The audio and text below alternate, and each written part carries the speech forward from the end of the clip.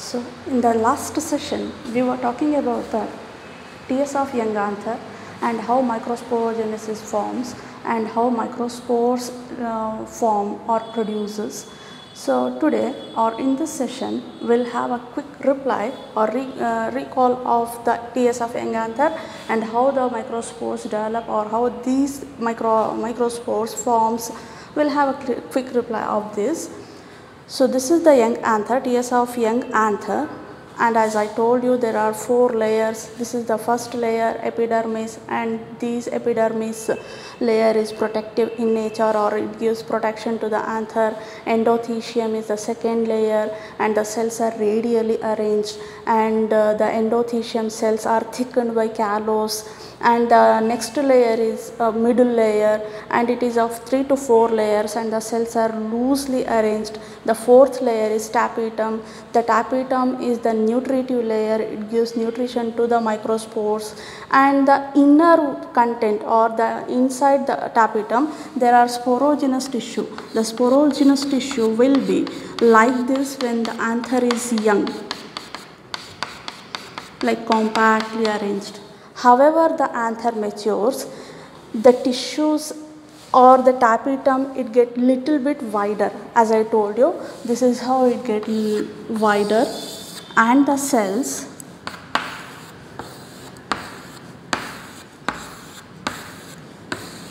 or sporogenous tissue it become like that. You can see the difference now. When the anther is in young condition, the sporogenous tissue will be compactly arranged. When it attains maturity or when it attains maturity or when it grows, the cells loosely arranged. So these cells are nothing but sporogenous tissue or sporogenous cells. These cells undergo meiotic division. Remember meiotic division. Now we can call this cell as microspore mother cell, that is MMC. When it undergo meiotic division, it takes one meiotic division results in the formation of tetrad.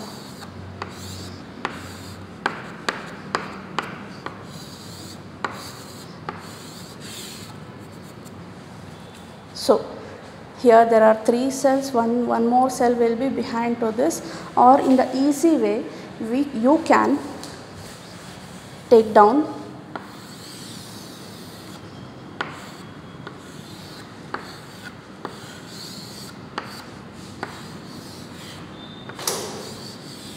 like this.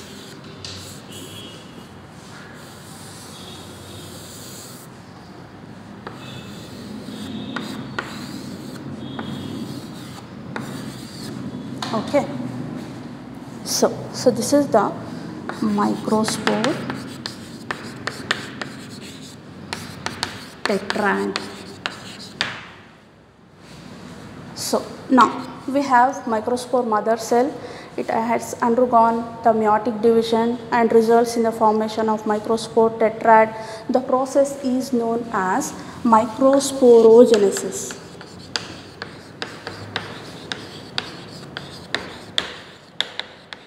Microsporogenesis, it means it is a process of formation of microspores through meiotic division from microspore mother cell.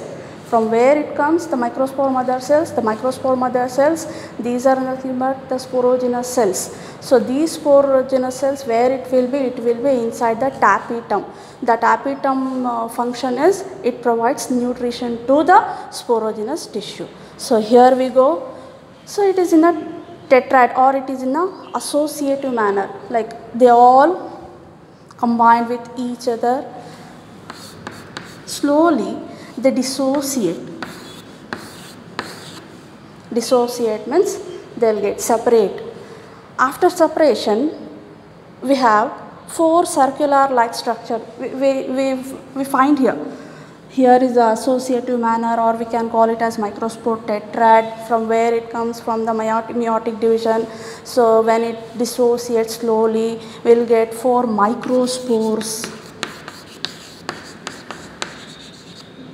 So microspores are not ready to dehisce from this point of dehiscence or line of dehiscence. Still it attains maturity. What are the internal structure changes from the microspore to release from the line of dehiscence or release from the anther before dehisce or before going to or before explaining this microspores, how it changes or how it attain its maturity. Let me tell you, when the anther is in young condition, the flat cells and radial cells or middle layer, it will be smoother, little bit smoother. When it attains maturity, it become hard or rigid. It forms or it comes to the fibrous tissue or it becomes fibrous tissue only or leaving this region all the tissues here, this region, here, this region, it become harder. Only this region remains smooth. Why? From this region or from this point, all the pollen grains should come out or it should split. That's why it remains smooth. This region, it will become harder when the anther becomes mature. Now coming to the microspore now, how it attains maturity or how the internal changes takes place to form from microspore to pollen grain. Okay, so we are having a microspore here. So we will study how the internal changes takes place to form a pollen grain, a mature pollen grain. Initially, the microspore, the spherical microspore, it forms exine and intine. The exine and intine will be somewhat like this. You can see here.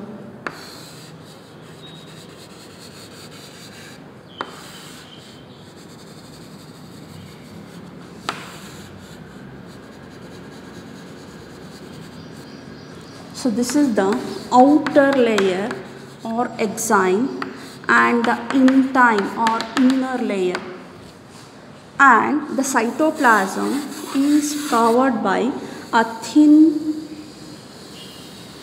plasma membrane and it has a nucleus.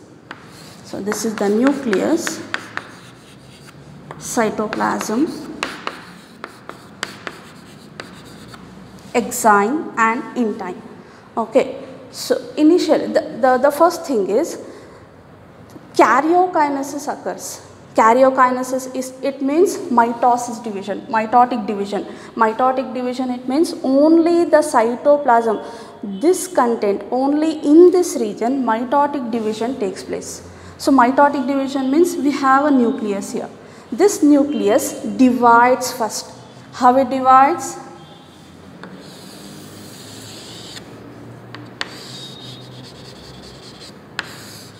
The other thing remains constant. Nothing will change in this exine layer or in the intine layer. Only the cytoplasmic content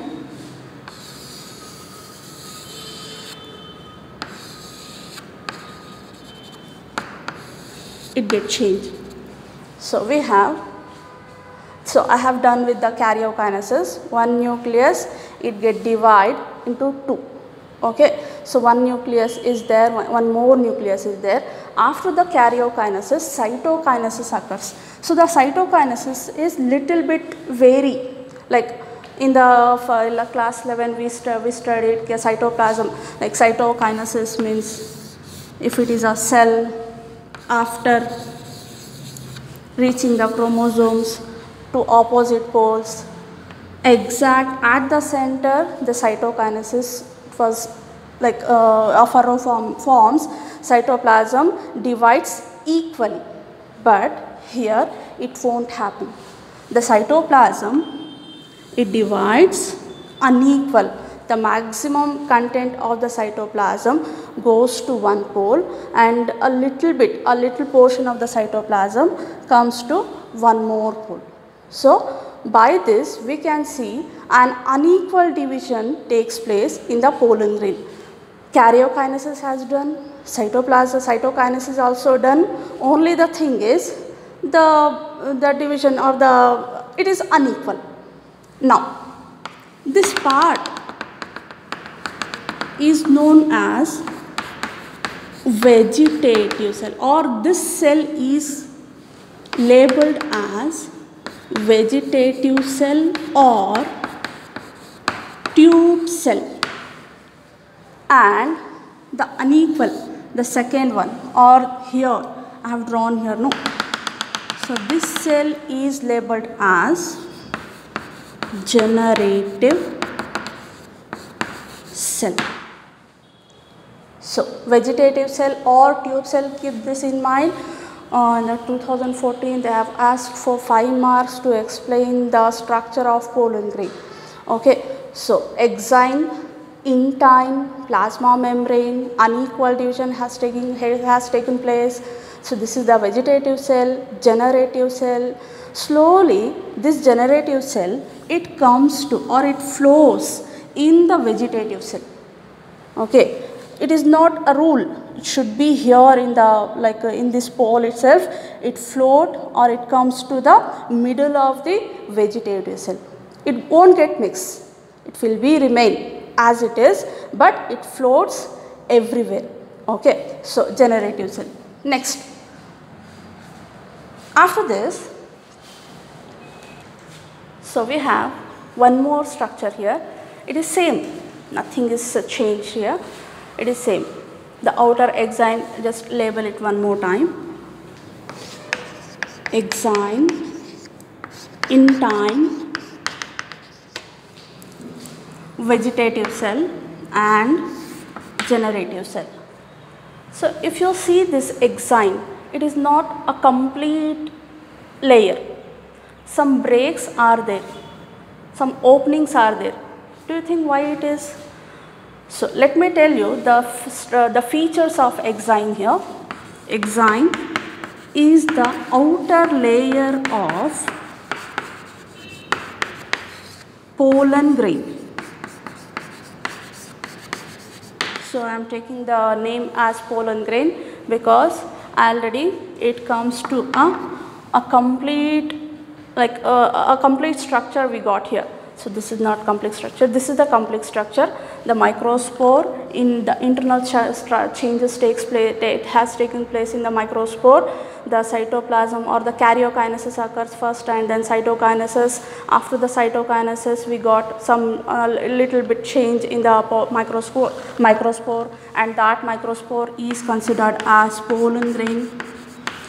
When in the anther, if the anther is having this kind of gametophytes or pollen grains, the anthers dehisce. It means the anther is mature enough to dehisce or to open to liberate the pollen grains. Okay.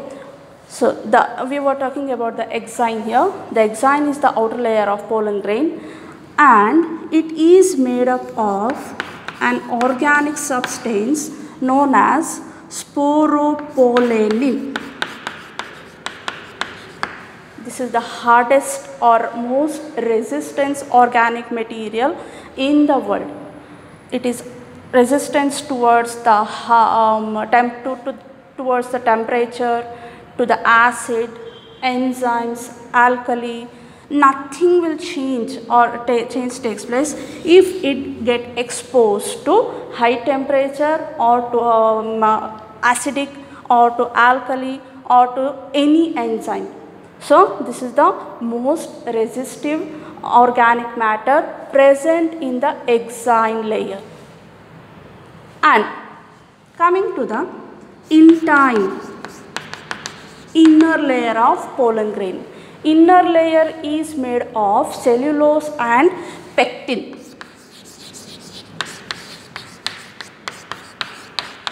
It is not harder than compared to exine. Now, You can ask me why the pores are present in the exine.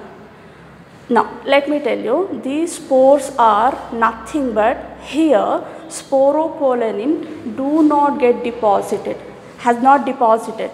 So these if the sporopollenin is absent in some regions, that region become an aperture. This is the aperture or a gap. That gap is known as germ pore.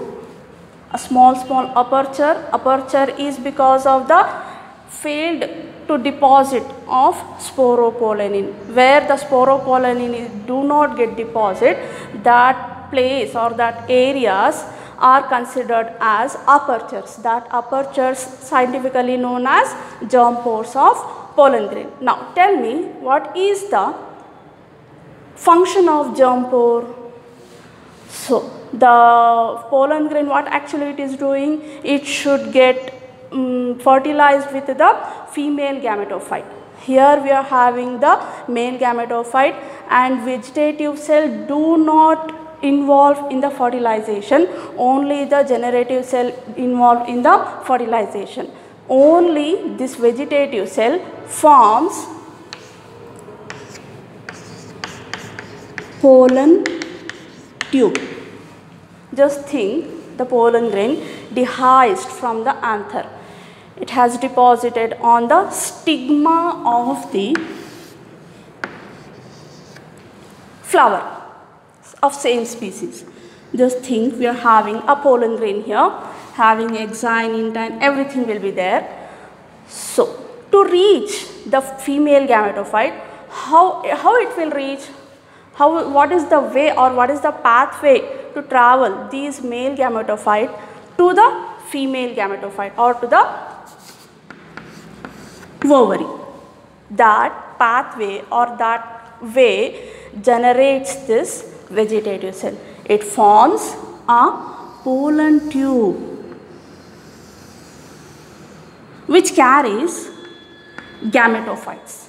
Only the function of vegetative cell is formation of pollen tube during pollination or during pollination. Okay. And the next, the generative cell, as I told you, these generative cell having the gametophyte, it reaches to the female gametophyte or to the ovary. There it fertilizes. We will see little bit later. After the session, we will going to learn about the fertilization. So here, do you understood the function of vegetative cell and the function of generative cell and then characteristic feature of exine and intine? Everything we have completed now. So one more thing to tell. So we have, I was talking about the structure of pollen grain. Okay. So the pollen grain, after studying the internal structures or everything, let me tell you the ploidy of pollen grain. Before telling this, so we have a pollen grain. Let me tell you the ploidy of pollen grain. It is haploid in nature. The chromosome number will be reduced in the when it comes to the pollen grain. When it will be the diploid in number, diploid condition will be in the microspore mother cell. When it attains the meiotic division or when it undergoes meiotic division, it reduces its chromosome number or it attains or it comes to half of the chromosome number. The reductional division takes place and it comes to the when microspore forms, the chromosome number comes to the haploid or half of the chromosome. Okay, the chromosomes are spherical in structure and it measures 25 to 50 micrometer in diameter.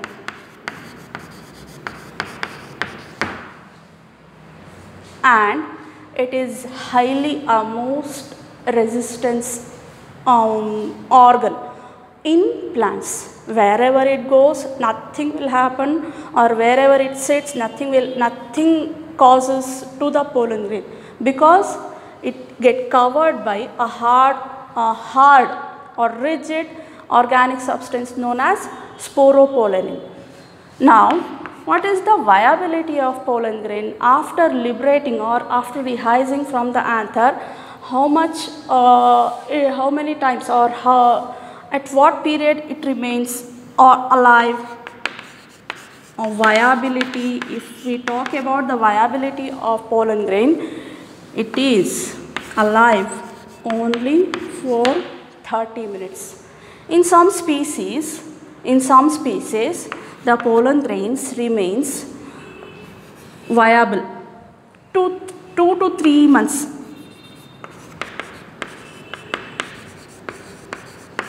But maximum of the species, the pollen grains viable or it remains alive only for 30 minutes. Before 30 minutes, it should fertilize with the female gametophyte, otherwise it dies. And then the next is, the study of pollen grain is known as palynology. Why we should study about the pollen grain? Because some people used to consume these pollen grains. Some people, like the growing childs, athletes, they used to take these pollen grains as a high nutritive supply in the form of syrups and tablets.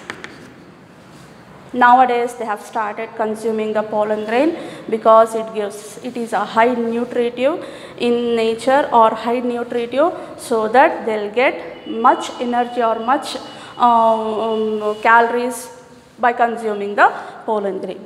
Only these are the benefits of pollen grain. Is there any demerit or harm from the pollen grain? Yes, many people or few people, they get allergy from this pollen grains. Few people. So that causing allergy from the pollen grain is known, or specifically we are going to term that word as hay fever. We can see in our circumstance, we can see the Parthenium is growing in uncontrolled manner. Parthenium or carrot grass. The pollen grains of Parthenium it causes allergy to maximum peoples. Okay, that allergy is considered as the allergy causing from the pollen grain is known as hay fever, and this is the species from where the people getting allergy of these pollen grains. So that's all about the description of pollen grain.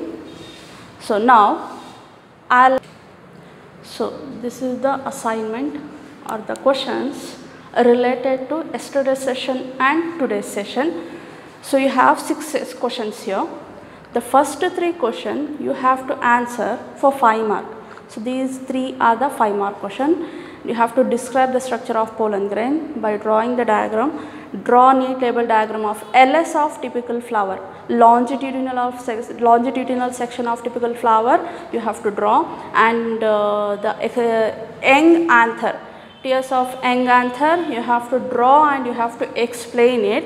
And what is the organic substance present in exine of pollen grain? One word answer. Write the ploidy of microspore mother cell. One word answer. Write the function of sporogenous tissue. One function you can mention here. So you have to write the answer for this question and submit it to my WhatsApp account individual. Thank you. One more thing to tell. I didn't mention you how many times you should write these questions. Yes, this is for 2 times you have to repeat the questions and submit it to my WhatsApp account individual.